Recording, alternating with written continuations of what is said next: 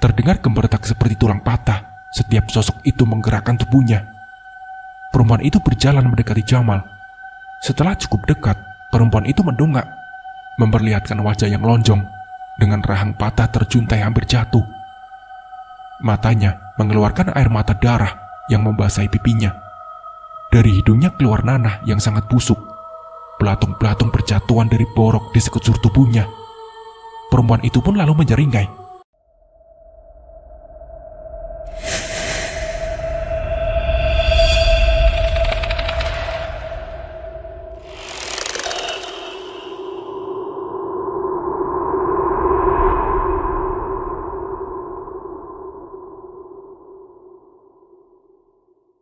Perempuan itu lalu menyeringai.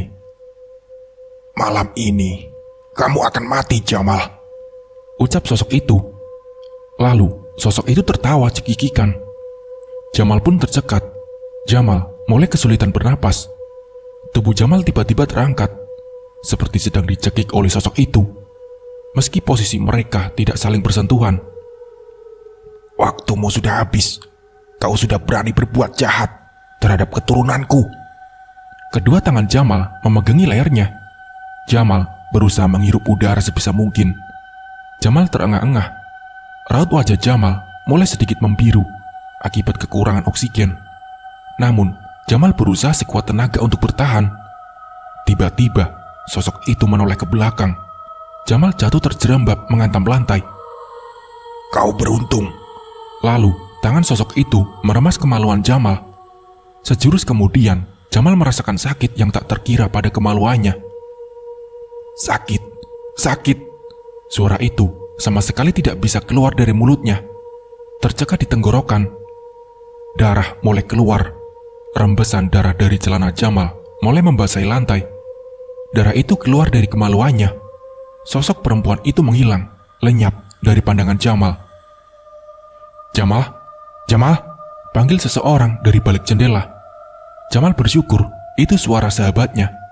Namun Jamal ingat sesuatu. Bukannya hari ini seharusnya dia kembali keluar pulau, gumam Jamal sembari menahan rasa sakit. "Aku ingin menyelamatkanmu," teriaknya. Seakan-akan sahabat Jamal itu tahu apa yang ada dalam pikiran dan hati Jamal. Jamal berjalan tertatih mendekati jendela, membuka kuncinya, lalu meloncat keluar dengan susah payah. Seseorang yang memperhatikan dari jauh itu adalah Mbak Seto. Dia melihat ada sosok yang haus akan darah dengan kekuatan besar sedang mengincar Pak RT dan Ustadz Badrun. Mbak Seto menarik sosok itu dengan kekuatannya. Terjadi pergulatan antara Mbak Seto dengan sosok tak kasat mata itu. Berkali-kali Mbak Seto terbanting menghantam pohon. Pak RT dan Pak Ustadz Badrun yang mendengar kegaduhan di belakangnya langsung menghentikan langkahnya, lalu berbalik badan. "Siapa itu?" tanya Ustadz Badrun. Bek! Mbah Seto kembali terbanting. Tubuhnya kini penuh dengan lecet-lecet. "Saya Pak Ustadz," jawab Mbah Seto pelan. "Siapa ya?" tanya Ustadz Badrun lagi. Masih belum jelas sebab minim penerangan. "Dia Mbah Seto Pak Ustadz," sambung Pak RT. Mbah Seto yang... Ustadz Badrun tidak jadi melanjutkannya perkataannya. "Iya, saya memang dukun." Mbah Seto bangkit sembari mengibaskan tanah dan debu yang menempel di pakaiannya. "Ada apa kamu mengikuti kami?" tanya Pak RT. "Saya mengikuti sosok yang mengikuti kalian berdua. Jangan-jangan mengada-ada kamu." "Benar Pak RT, benar kata dia. Memang sejak dari rumah Purwati, kita diikuti oleh sosok tak kasat mata. Aku bisa merasakannya," pungkas Ustadz Badrun. "Purwati?" tanya Pak RT penasaran. "Bukan," jawab Mbah Seto. Pak RT mengalihkan pandangannya ke Ustadz Badrun, menunggu jawaban Ustadz Badrun, orang yang jauh lebih ia percaya. "Iya, benar. Memang bukan Purwati, tapi ada sosok lain yang ingin agar Purwati balas dendam," kata Ustadz Badrun. "Ketika sosok itu mengikuti kalian, sosok itu sempat menghilang, lalu beberapa menit kemudian kembali." Mbah Seto menjelaskan kepada keduanya. "Apa dia ke rumah Jamal?" Ustadz Badrun curiga sosok itu juga mengincar Jamal. "Sudah terlambat," ucap Mbah Seto. "Mari kita bicara di rumah saya saja," Takut ada yang dengar, nanti malah warga semakin ketakutan, kata Pak RT. Mereka bertiga pun berjalan menuju rumah Pak RT. Jamal dan sahabatnya berjalan berdampingan meninggalkan rumah itu, melalui kebun-kebun pisang yang jarang dilewati oleh warga. Jamal berjalan dengan sangat susah payah. Mereka tak banyak saling bicara, namun ada obrolan yang membuat Jamal akhirnya curiga. "Kamu bukan sahabatku," teriak Jamal. "Maksud kamu apa?" tanya sahabat Jamal. "Kamu bukan sahabatku." Jamal pun mundur, tersandung dan hampir saja jatuh.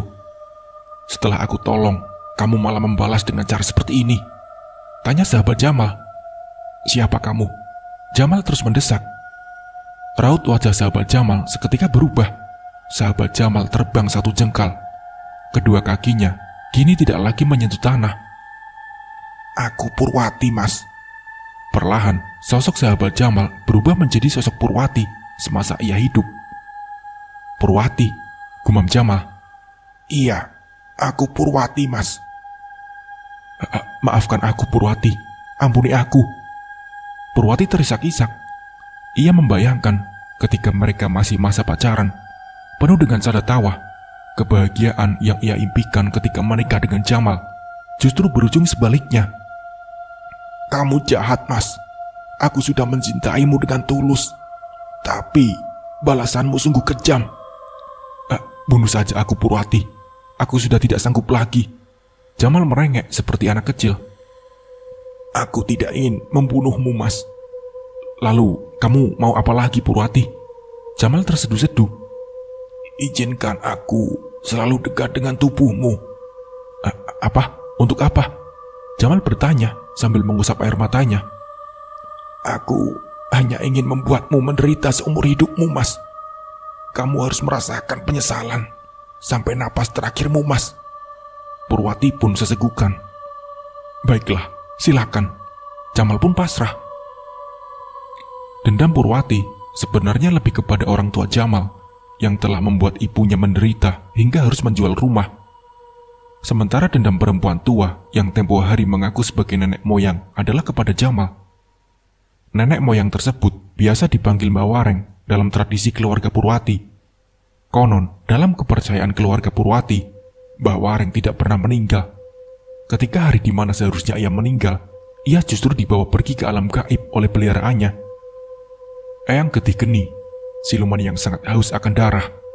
Eyang Getih Geni akan melakukan apapun yang diperintahkan oleh Mbak Wareng, termasuk jika harus membunuh seluruh penduduk kampung. Jamal yang kembali kabur dari rumah tentu saja membuat keluarganya panik dan menyesal. Meski rasa sombong dan angkuh masih bersemayam dalam diri kedua orang tua Jamal. Pagi itu, warga kembali melihat keanehan. Jamal yang biasa berjalan dengan tegap, kini berjalan sembari membungkuk dan menundukkan kepala. "Jamal kenapa lagi ya?" tanya warga kampung. "Kenapa tubuhnya seperti sudah rentah?"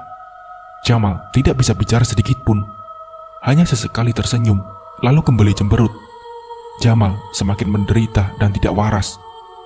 Hatinya pilu, sebab sejak saat itu, Jamal akan selalu menggendong Purwati kemanapun ia pergi. Ayah Purwati sudah tinggal bersama adiknya di rumah suaminya. Mereka mau mengurus ayah Purwati, tentu saja karena uang 50 juta itu. Hingga siang tadi, Jamal belum juga pulang. Malah ia sudah berjalan keluar jauh dari kampungnya, menjadi tontonan dan pembicaraan orang-orang yang melihatnya. Keluarga Jamal adalah keluarga kaya raya yang sangat terpandang. Bahkan orang-orang di luar kampung pun mengenal keluarga Jamal itu dengan baik. Jamal berjalan sedikit tertatih. Rasa sakit pada kemaluannya sudah sedikit berkurang. Namun noda darah kering di celananya masih nampak. Jamal seperti kendaraan yang dikendarai oleh Purwati. Jamal tidak lagi berkuasa atas dirinya sendiri. Ia akan mengikuti kemanapun Purwati ingin pergi. Di mata orang-orang yang melihatnya, Jamal hanya orang gila yang kadang terlihat berbicara sendiri. Mereka tentu saja tidak tahu jika Jamal sedang berkomunikasi dengan Purwati. Sore itu, Purwati merasa pilu ketika melihat ayahnya yang sudah tidak waras lagi di rumahnya. Keluarganya hancur akibat ulah keluarga Jamal. Purwati pun berjanji akan membalas dendam demi ibunya, orang yang paling ia sayangi selama hidupnya, dan bahkan hingga mati. Purwati yang sedang berada di gendongan seketika mencekik Jamal. Ia terlihat begitu marah mengingat kejahatan keluarga Jamal terhadap keluarganya. Jamal mengerang. Tubuh Jamal sedikit sempoyongan akibat kesulitan bernapas. Namun Jamal sekuat tenaga untuk tidak terjatuh. Setelah hampir kehabisan napas, Purwati melepaskan cekikannya. Tangan Jamal membungkuk sembari kedua tangannya bertumpu pada kedua lututnya. Jamal ngos-ngosan. Ayah Purwati melihat kejadian itu. "Jamal, cepat lari Jamal!" teriak ayah Purwati. Jamal tetap membungkuk dan menunduk, tak menjawab sepatah kata pun. "Jamal, di tubuhmu ada Purwati, Jamal." Tubuh ayah Purwati gemetaran. Purwati hanya tersenyum kepada ayahnya, orang yang pernah menyebutnya sebagai anak anjing. Purwati mengenakan gaun putih kusam. Kulitnya pucat, layaknya mayat yang sudah meninggal selama 3 hari. Dari beberapa bagian tubuhnya membengkak biru-biru. Rambut panjang Purwati acak-acakan. Kedua bola matanya cekung. Terdapat garis hitam di lingkar matanya. Bibirnya melepuh. Air liur kekuningan senantiasa menetes setiap saat. Dari hidungnya, nanah tak pernah berhenti keluar. "Pergi dari sini. Kita kembali ke rumah," perintah Purwati. Jamal berbalik badan dan berjalan menuju rumahnya lagi. Jaraknya lumayan jauh. Tubuhnya penuh dengan peluh. Ayah Purwati hanya dijatah makan sekali dalam sehari oleh adiknya. Uang dari ibu Purwati digunakan untuk membayar hutang dan membeli barang-barang baru. "Jamal, di punggungmu masih ada Purwati," teriak ayah Purwati lagi. Adik ayah Purwati dan suaminya keluar dari dalam rumah. Lalu melihat di ujung sana, Jamal sedang berjalan menjauh dengan terbungkuk-bungkuk. "Kakakmu sudah gila ya?" tanya suami dari adik ayah Purwati. Sepertinya orang gila seharusnya berkumpul dengan orang gila. Jika kakakmu sudah seperti Jamal yang jalan kemana-mana, biarkan saja." "Iya, yang penting kita sudah dapat uangnya. Toh memang kamu ahli waris satu-satunya, bukan?" Mereka kembali masuk ke dalam rumah, mengabaikan ayah Purwati yang kondisi tubuh dan pakaiannya semakin kotor. Waktu hampir isya, ketika Jamal sampai di halaman rumahnya, kedua orang tua Jamal menunggu di depan rumah sedari tadi. "Itu anak kita, Pak," teriak ibu Jamal seketika berdiri dari tempat duduknya. "Iya, tidak salah lagi. Kenapa jalannya seperti itu?" gumam ayah Jamal. Malangnya nasibmu, nak. Ini semua karena Purwati. Seandainya saja kamu mau mendengar ibu waktu itu, jangan menikah dengan perempuan tidak baik itu." Ibunya menangis terisak-isak.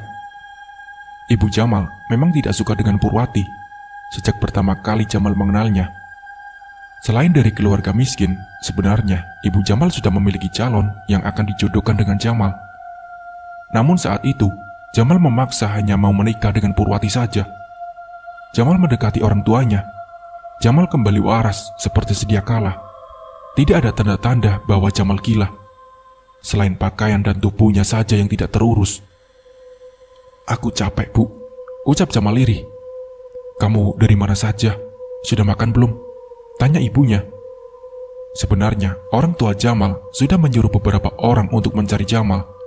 Namun anehnya, sama sekali tidak ada yang bisa menemukannya. "Aku tidak lapar, Bu. Ayo masuk," ajak ayah Jamal. Keduanya pun membawa Jamal masuk ke dalam rumah. "Bu, Bapak ke rumah Ustadz Badrun dulu ya. Ada yang mau dibicarakan." "Iya, Pak. Minta solusi sama dia tentang anak kita." "Iya, Bu. Baik." Ayah Jamal meninggalkan rumah. Sementara ibu Jamal membawa anaknya ke dalam kamar. Siang tadi, jendela sudah dipalang agar Jamal tidak bisa lagi kabur dari rumah. Pintu kamar Jamal dikunci dari luar. Ibu Jamal lalu masuk ke dalam kamarnya. Tidak lama kemudian, pintu kamar ibu Jamal digedor-gedor dengan keras. Lebih tepatnya seperti mau didobrak. "Apa Jamal keluar dari kamarnya?" gumam ibu Jamal. Ibu Jamal yang sedang rebahan beranjak duduk di tepi ranjang. Kemudian menajamkan pendengarannya. "Jamal, ada apa?" tanya ibu Jamal dengan suara kencang. Terdengar suara perempuan menangis dari balik pintu. Ibu Jamal tercekat. Lalu sesosok perempuan menembus pintu itu. Sosok itu mengambang 1 jengkal. "Kembalikan ibuku. Kalian telah menipu ibuku.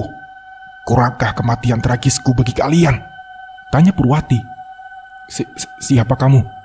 Tanya Ibu Jamal tergagap. Manusia terkutuk, teriak Purwati. Kedua tangan Purwati lurus ke depan, melayang mendekati Ibu Jamal yang sekarang duduk menempel pada kepala ranjang. Ayah Jamal kembali pulang setelah merasakan firasat yang tidak enak. Bu, ibu kenapa? Tanya Ayah Jamal.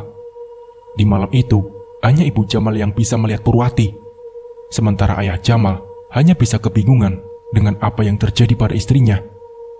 Pergi dari sini. Aku tahu, aku hanya sedang berhalusinasi. Kamu tidak nyata, bagi Ibu Jamal. Aku nyata. Purwati menyeringai. Purwati kembali mendekati Ibu Jamal, lalu menyentuhnya. Ibu merasakan sentuhanku? Tanya Purwati tersenyum sinis. Ibu Jamal yang terduduk sembari dirangkul oleh suaminya. Seketika langsung melonjak-lonjak ketika ia merasakan sentuhan dari Purwati. Ibu Jamal sudah yakin, ia tidak sedang berhalusinasi. Ia yakin apa yang sedang ia lihat itu nyata. Ibu Jamal semakin merasakan ketakutan.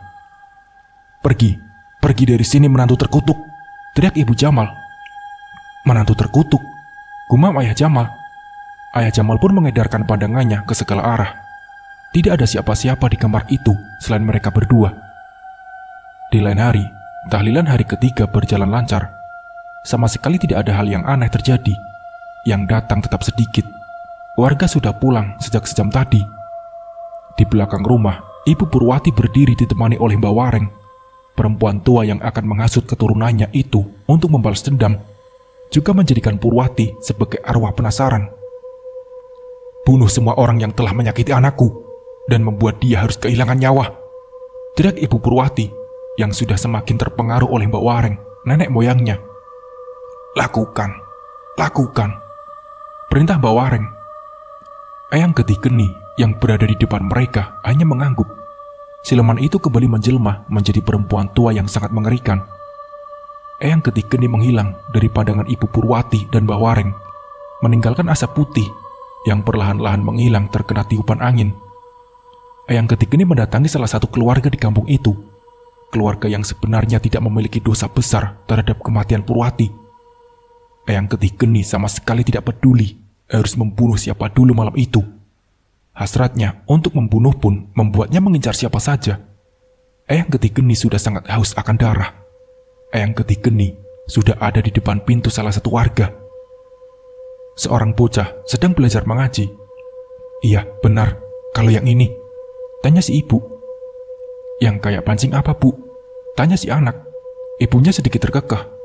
Tiba-tiba, terdengar suara dari sesuatu yang terlempar atau terjatuh. Pak, itu apa, Pak? Coba lihat, kata si istri. Ya, iya, Bu, baik, jawabnya. Padahal di rumah itu hanya ada seseorang anak kecil yang sedang belajar Iqra pada ibunya. Berkat hati yang bersih tanpa dosa dan juga rasa tulus dari seorang anak, keluarga mereka selamat dari bencana. Lalu Eyang Getih Geni mencari warga lain.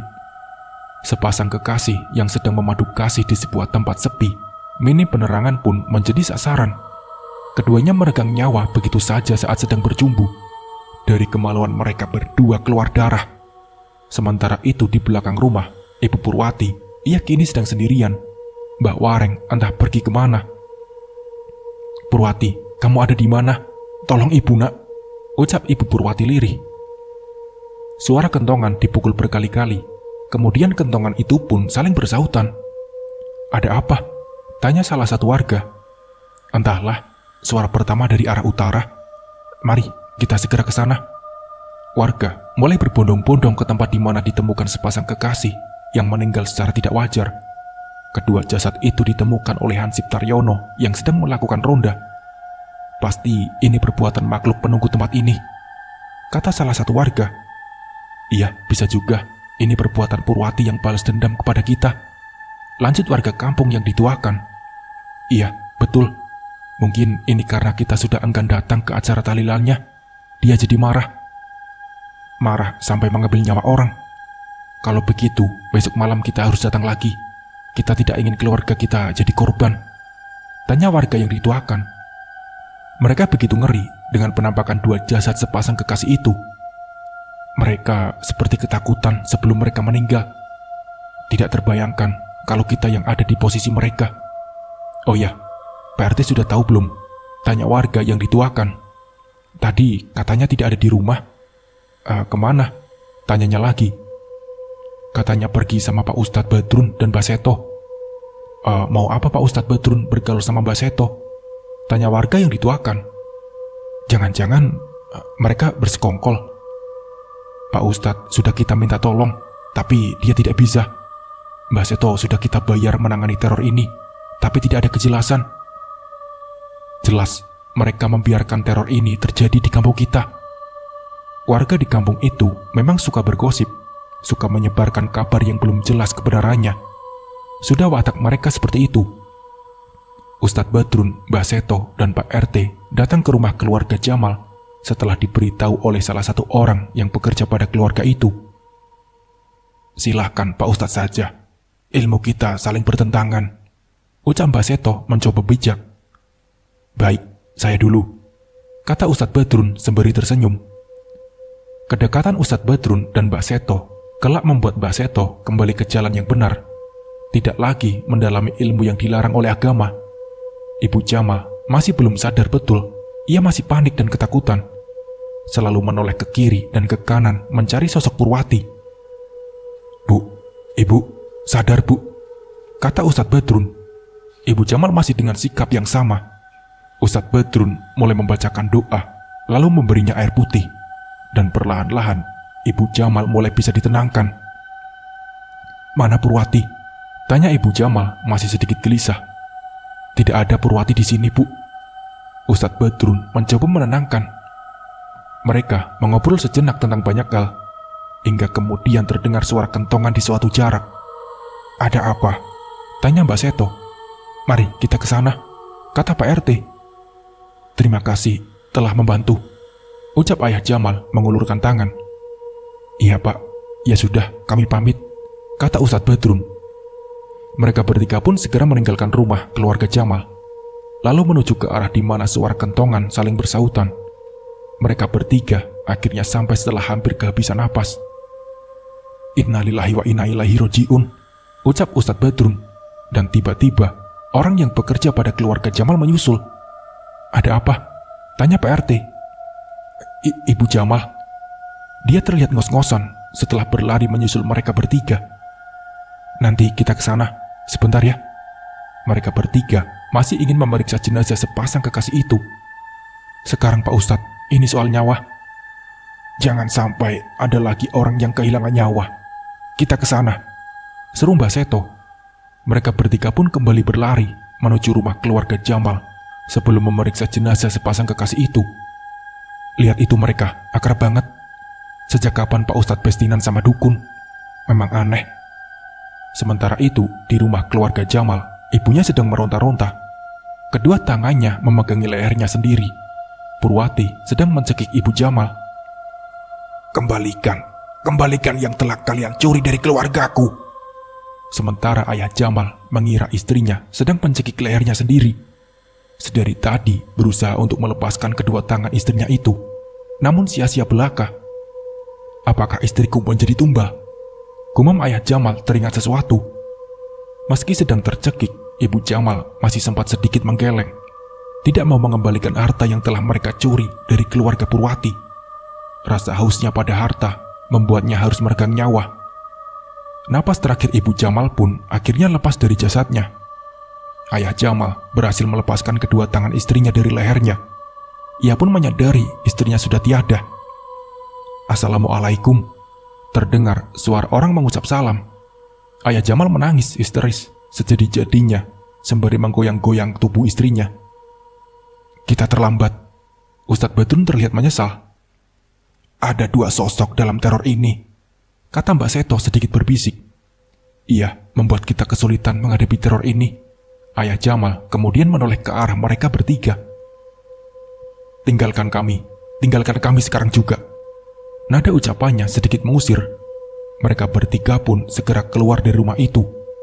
Pak RT, Ustadz Badrun, dan Mbak Seto sudah berada di rumah keluarga sepasang kekasih yang meninggal tidak wajar itu. rumah keduanya saling bersebelahan. Mereka memang meninggal tidak wajar. Kali ini, Mbah Seto yang memeriksa jenazah sepasang kekasih itu, sebab kedua orang tua mereka memang lebih percaya pada perdukunan. Aku juga berpikiran begitu, sambung Ustadz Badrun. Apakah ini perbuatan arwah Purwati? Tanya Pak RT. Gimana menurut Mbah Seto? Tanya Ustadz Badrun kepada Mbah Seto. Saya tidak lebih tahu dari Pak Ustadz, jawab Mbah Seto. Purwati kembali meneror Jamal. Meski Jamal sudah terbiasa dengan kehadiran Purwati, tetap saja dalam beberapa kondisi ia akan merasakan ketakutan. Meski Purwati menjelma mirip sama seperti ketika dirinya masih hidup. Purwati, bunuh saja aku. Jamal sudah semakin pasrah dengan nasibnya. Aku tidak ingin membunuhmu, Mas. Aku ingin membuatmu menderita seumur hidupmu. Aku mengaku salah. Aku menyesal, Purwati. Kau memang salah. Tapi semua sudah terlambat, Mas. Purwati kembali marah, lalu melanjutkan. Ingatkah perlakuanmu terhadapku, Mas? Jamal hanya menangis. Wajahnya ia benamkan pada kedua lututnya. Kamu bukan hanya memfitnahku, Mas, tapi juga menjatuhkan kehormatanku dengan cara berkeliling kampung sembari memamerkan spray malam pertama kita. Aku malu, Mas. Malu. Iya, aku salah. Kamu menuduhku sebagai perempuan tidak baik-baik.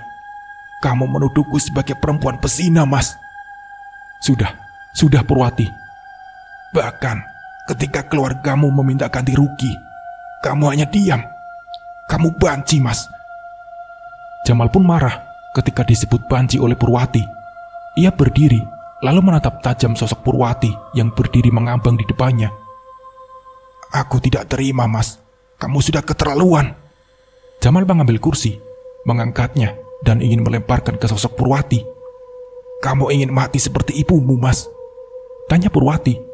Apa? Mati? Jamal pun lemas. Jamal malam itu tak mendengar sedikit pun suara dari luar kamarnya, dan itu dilakukan oleh Purwati. Ibu kenapa? Gumam Purwati yang tiba-tiba saja teringat ibunya. Purwati pun seketika menghilang dari pandangan Jamal. Di lain hari, dua jenazah sepasang kekasih yang meninggal tadi malam sudah dikuburkan. Mereka dikuburkan dengan dua liang lahat yang saling berdampingan. Ada yang aneh dengan dua jasad ini, kata Ustadz Badrun. Emangnya kemana Mbah Seto? Tanya Ustadz Badrun lagi.